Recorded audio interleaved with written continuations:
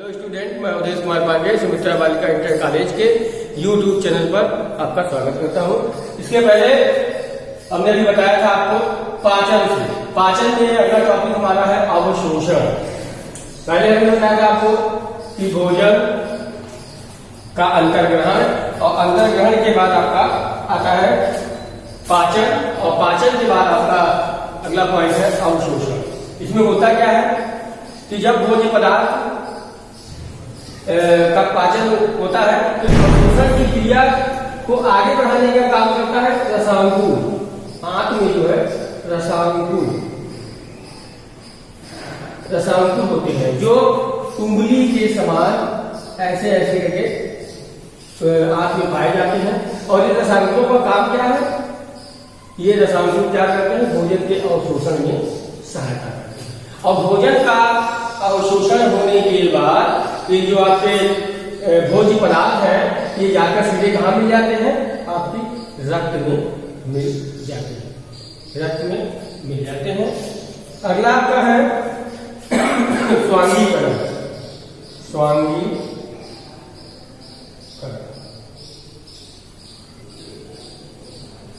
यानी कि अंतर्ग्रहण के बाद पाचन के बाद उसका अवशोषण होता है।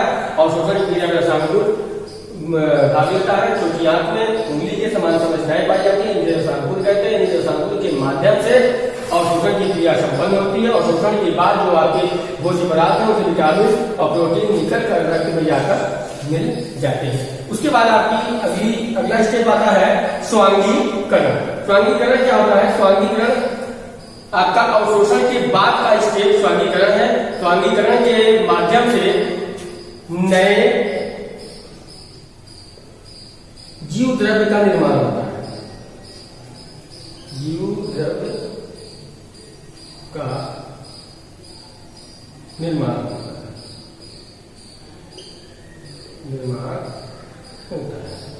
क्योंकि हमने आपको बताया था कि जीव द्रव्य को जीवन का भौतिक आधार कहते हैं। और अगर जैसे बोलते हैं कि अगर ठीक ढंग से भोजन व्यक्ति नहीं ले पाता है तो आप कुपोषित हो जाता है। यानी कि जो नए जीव द्रव्य हैं उसके अंदर नहीं बन पाते हैं। और जब नए जीव द्रव्य नहीं बनेंगे तो उसका विकास नहीं हो पाएगा और धीरे धीरे करके वह न्यून या समाप्त हो जाएगा। और नए आप जब भोजन लेंगे तो भोजन के बाद नए स्वांगीकरण के माध्यम से नए जीव द्रव्य का निर्माण होगा, जिससे हमारा विकास निरंतर चलता रहेगा। अगला आपका पॉइंट है वही क्षेपण।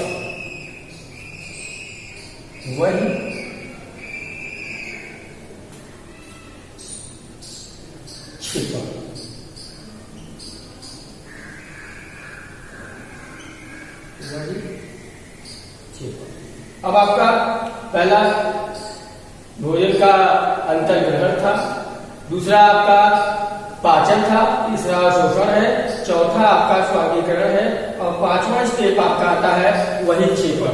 यानी कि भोजन के पाचन और शोषण के बाद स्वांगीकरण की क्रिया होती है। स्वांगीकरण के बाद जितने भी अपचित भोज्य पदार्थ होते हैं, अपचित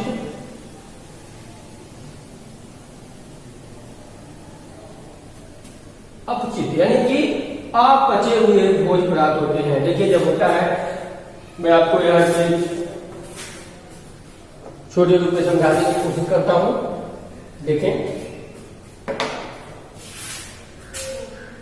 पहले भोजन मुख में जाता है, मुख से आपका ग्रास नली में जाता है, ग्रास नली, उसके बाद कंठ में आता है, कंठ के बाद आपका होता है आमाशय, आमाशय के बाद छोटी आंत,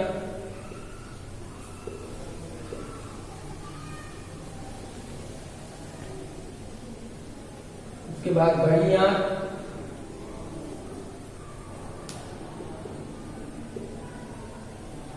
इतनी प्रक्रिया होती है।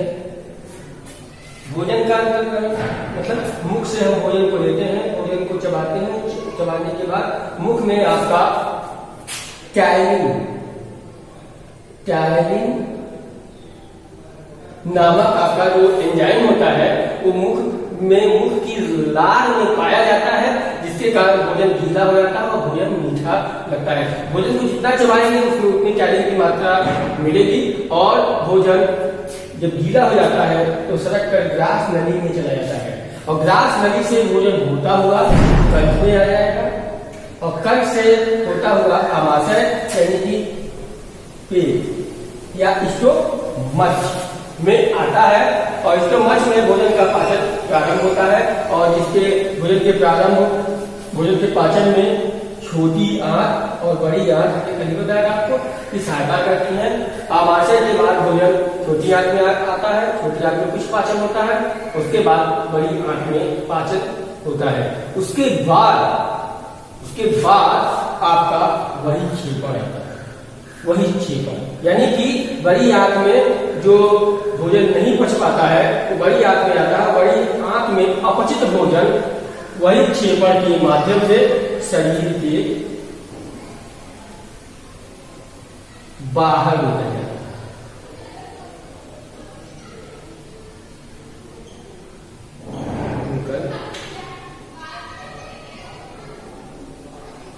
यानी कि वही क्षेपण में जो अपचित भोजन होता है शरीर के बाहर आपका निकल जाता है। अगला हमारा टॉपिक है सजीवों में वृद्धि। हमने बताया था सजीवों के लक्षण में कि जो सजीव वही कहे जाएंगे जिसमें वृद्धि होगी, जिसमें पाचन होगा, जिसमें प्रजनन होगा, गति होगी, गमन होगा, आदि चीजें जो इसमें पाई जाएंगी उसे हम सजीव की श्रेणी में रखते हैं। सजीवों में वृद्धि, सजीव में आपका जैसे मनुष्य हो गया, मनुष्य या पेड़ और जिस प्रकार के सजीवों की वृद्धि कैसे होती है आपकी, मनुष्य पहले भ्रूण बनता है, मनुष्य में पहले भ्रूण बनता है और भ्रूण के बाद तब शिशु का विकास होता है और शिशु का जन्म होता है। उसी प्रकार पेड़ में भी पहले क्या होते हैं, छोटे पौधों को लगाते हैं, उसमें प्रांकुर मूलांकुर निकलता है, मूलांकुर के बाद उसमें भ्रूण पोष बनता है और भ्रूण का पोषण होता है और भ्रूण के पोषण के बाद फिर नए पौधे का जन्म होता है, नए पौधे का जन्म होता है। अर्थात कहने का तात्पर्य है कि सजीवों में वृद्धि भ्रूण के माध्यम से होती है। पहले सजीवों में भ्रूण बनता है, भ्रूण के बाद उसका भ्रूण कोष बनता है, भ्रूण कोष का विकास होता है, विकास के बाद चाहे वह मनुष्य हो, जीव हो या पेड़ पौधे, सभी का विकास होता है और यह सभी संभव है मनुष्य या जीव जंतु का या पौधे का विकास जब उसमें वृद्धि होगी। और वृद्धि सजीवों का एक महत्वपूर्ण लक्षण है और अगर सजीवों में वृद्धि न हो तो वह निर्जीव कहलाएगा, वह निर्जीव की श्रेणी में आएगा, नॉन लिविंग की श्रेणी में आएगा। अर्थात मतलब कहने का है कि सजीवों में वृद्धि उसके भ्रूण के द्वारा ही उसका विकास होता है और जिसके कारण वह नई पीढ़ी को आगे चल के नई पीढ़ी को जन्म देता है और अपनी पीढ़ी को आगे बढ़ाता है।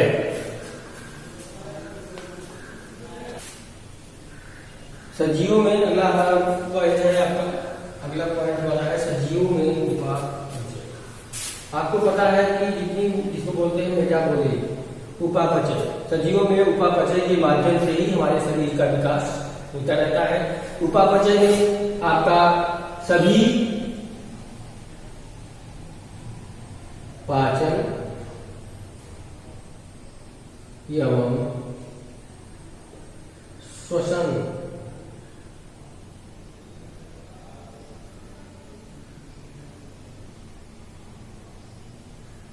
संबंधित क्रियाएं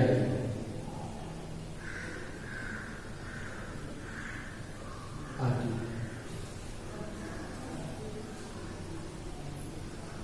यानी कि सजीवों में उपापचय कह सकते हैं हम कि पाचन, उत्सर्जन, पाचन, श्वसन, अनेक क्रियाएं यानी कि श्वसन संबंधित जितनी भी क्रियाएं होती हैं सब उपापचय के द्वारा आती हैं और इन्हीं उपापचय क्रियाओं के माध्यम से जीव द्रव्य में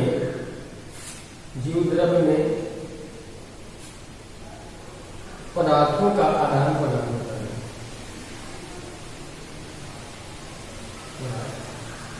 आदान प्रदान होता है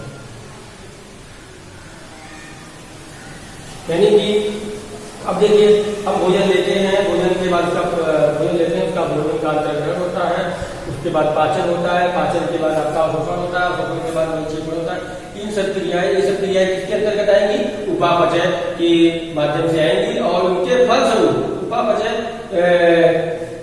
पाचन के फलस्वरूप यानी कि पोषण के फलस्वरूप जो जितने भी आपके खाद्य पदार्थ हैं वे सब जाकर जीव द्रव्य में विलीन हो जाते हैं और जीव द्रव्य में पदार्थों का आदान प्रदान होने लगता है और जिसके कारण जीव द्रव्य के माध्यम से हमारे शरीर का विकास होता रहता है।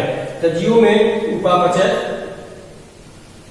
आप उसको एक संक्षेप में कह सकते हैं कि शरीर में पाई जाने वाली सभी पाचन और श्वसन संबंधित क्रियाएं उपापचय क्रियाएं कहलाती हैं, जिसके अंतर्गत जीव द्रव्य में पदार्थों का आदान प्रदान होता है और हमारे शरीर का संरचनात्मक और क्रियात्मक विकास होता रहता है। आगे हम देखेंगे, अगला हमारा पॉइंट है सजीवों में गति यानी कि मूवमेंट।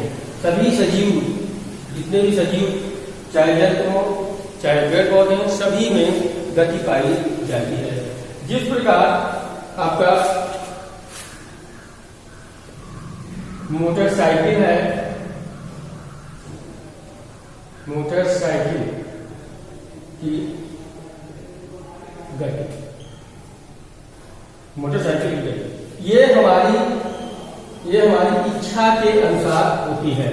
यानी जैसे मान लीजिए हम मोटरसाइकिल चला रहे हैं तो अपनी इच्छा के अनुसार हम इसकी स्पीड को बढ़ा सकते हैं और घटा सकते हैं। और उसी प्रकार पौधों में फूलों का खिलना, फूलों का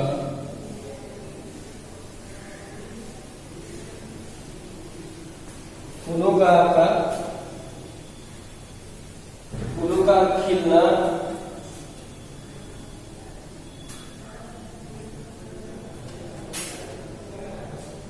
और पौधों का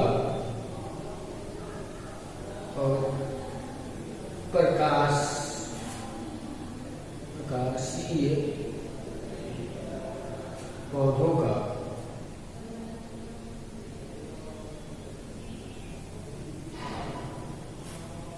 प्रकाश की ओर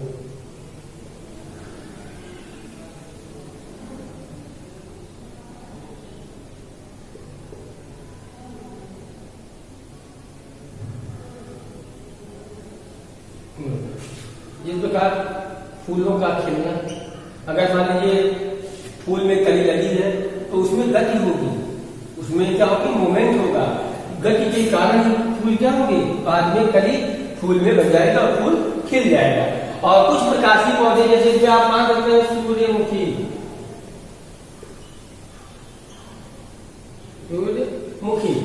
सूर्यमुखी का पौधा जैसे जैसे प्रकाश अपनी दिशा बदलता रहता है, उसी प्रकार पौधे के जो फूल होते हैं वो भी अपने दिशा को बदलते रहते हैं। और ये कब होता है? ये सब्जियों में गति के कारण यानी मूवमेंट के कारण ही होता है। आप देखिए छुई मुई का पौधा है, छुई मुई के पौधे को जब आप स्पर्श करते हैं तो वह उसके पौधे क्या होते हैं? मुरझा जाते हैं, यानी छूने पर उसकी पत्तियां मुड़ जाती हैं। वो सब किसके कारण होते हैं? सब आपकी गति के कारण होती हैं। अर्थात सजीवों में गति एक महत्वपूर्ण तथ्य है, जिसके माध्यम से सजीव कह सकते हैं कि वह सजीव है, यानी उसमें गति पाई जाती है। जो निर्जीव होते हैं उनमें गति नहीं पाई जाती है। और गति सजीव को या सजीवों में जीवन को प्रदर्शित करता है। आगे हम देखेंगे, अगला हमारा है सजीवों में प्रचलन या लोकोमोशन। सभी जितने भी सजीव प्राणी होते हैं सभी सजीव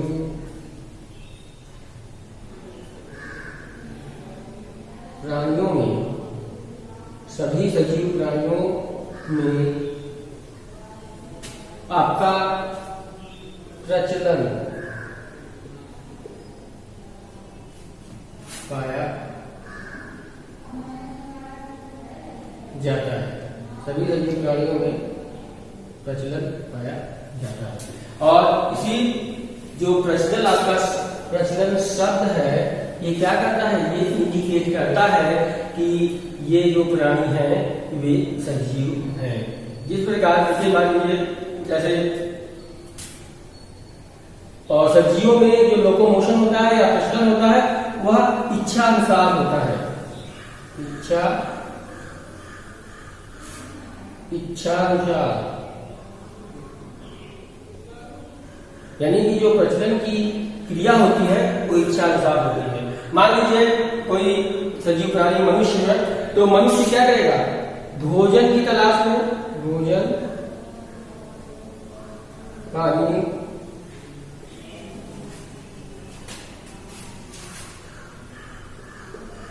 की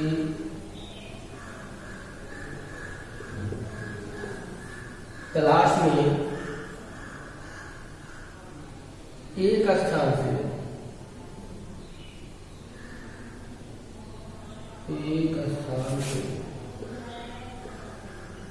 दूसरे, एक स्थान से दूसरे स्थान तक प्रचलन करना है। एक स्थान से दूसरे स्थान तक प्रचलन करता है। यानी कि वो भोजन की आवश्यकता और पानी की आवश्यकता को पूरा करने के लिए सजीव क्या करते हैं? एक स्थान से दूसरे स्थान पर प्रचलन की क्रिया को करते हैं, जिसके माध्यम से उन्हें भोजन और पानी उचित मात्रा में मिलता है, जिसके कारण उनके शरीर का विकास होता रहता है। लेकिन कभी कभी क्या होता है कि तो मान लीजिए भोजन और पानी की तलाश में इधर उधर भटकते हैं, लेकिन कभी कभी क्या होता है ये शत्रुओं से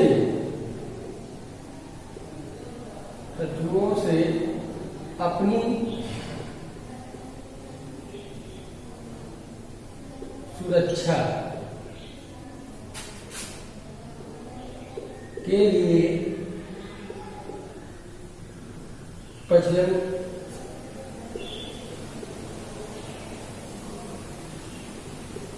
की क्रिया करते हैं।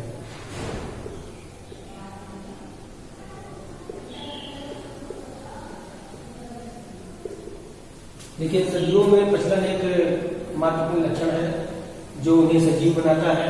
और ये प्रचलन क्यों करते हैं?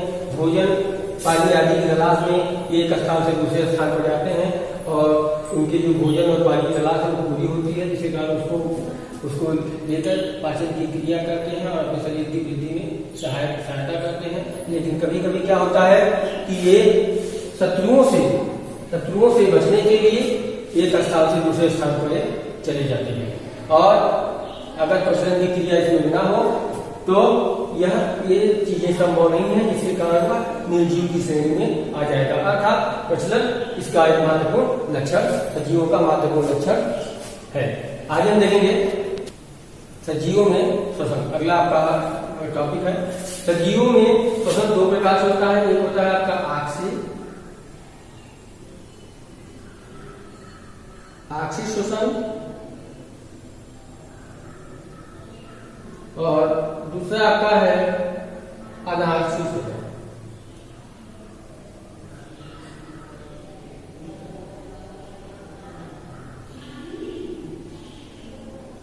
आक्षिक और अनाक्षिक, दो प्रकार के श्वसन हमारे सजीवों में पाए जाते हैं।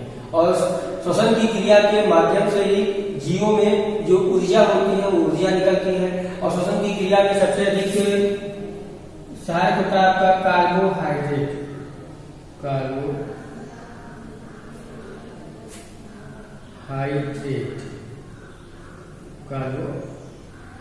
सबसे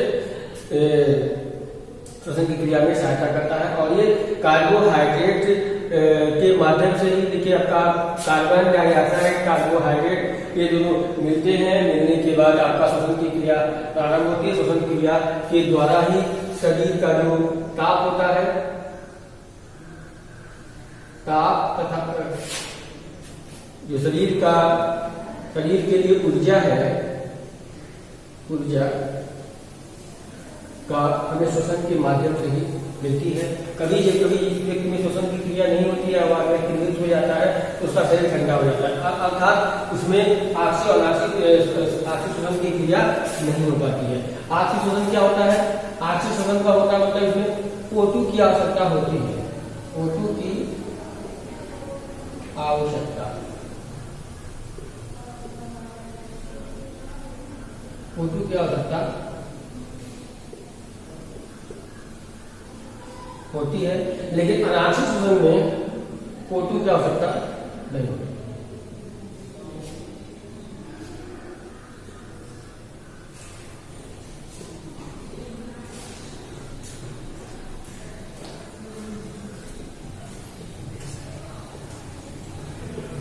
ये 23 मिनट की वीडियो है नहीं, ठीक।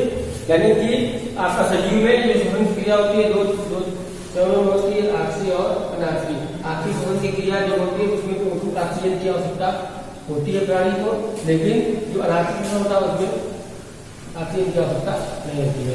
आक्सीय श्वसन में जैसे हम लोग श्वसन की क्रिया करते हैं और इसमें आक्सीय श्वसन में ऊर्जा जो होती है, ऊर्जा कई चरणों में होती है, कई चरणों में